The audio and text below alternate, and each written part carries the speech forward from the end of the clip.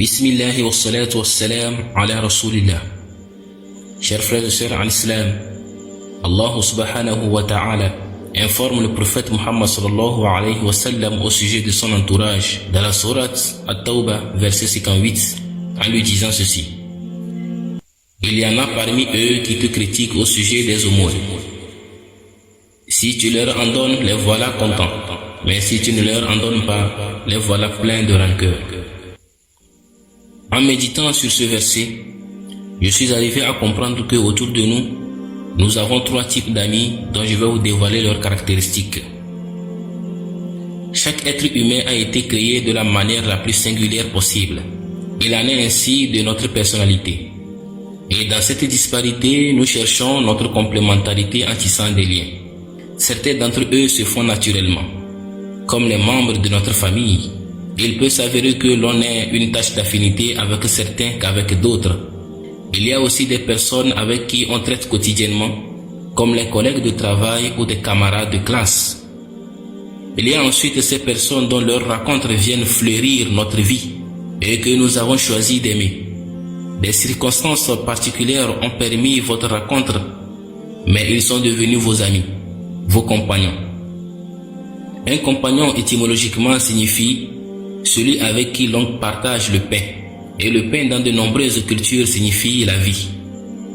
Ces compagnons peuvent être vos voisins, vos camarades de classe, quelqu'un que vous avez rencontré à la mosquée ou dans une association.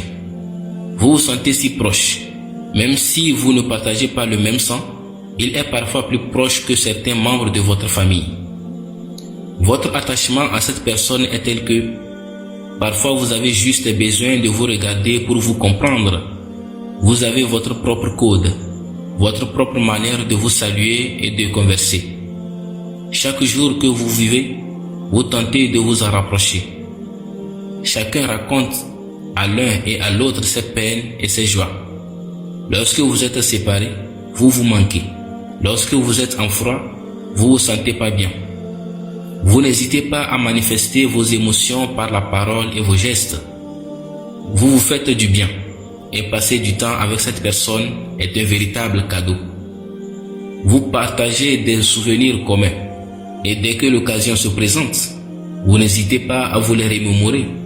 En définitive, vous prenez et entretenez tous ce qui peut vous tendre vers l'amour de ce compagnon pour que vous l'aimiez et pour qu'il vous aime en retour.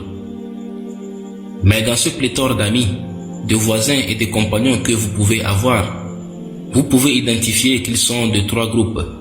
Le premier groupe, ce sont des amis profiteurs.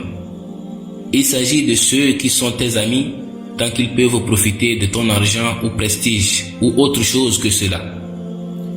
Lorsque le profit se tarit, tu deviens alors leur ennemi. Ils ne te connaissent plus et tu ne les connais plus. Et Dieu seul sait combien ceux-là sont nombreux. Celui qui agit ainsi avec toi est un ami profiteur. Le deuxième groupe, ce sont des amis de plaisir. C'est-à-dire qu'il n'est ton ami que parce qu'il prend plaisir avec toi dans les conversations, les divertissements et les veillées. Mais il ne te profite en rien, ni socialement, ni professionnellement.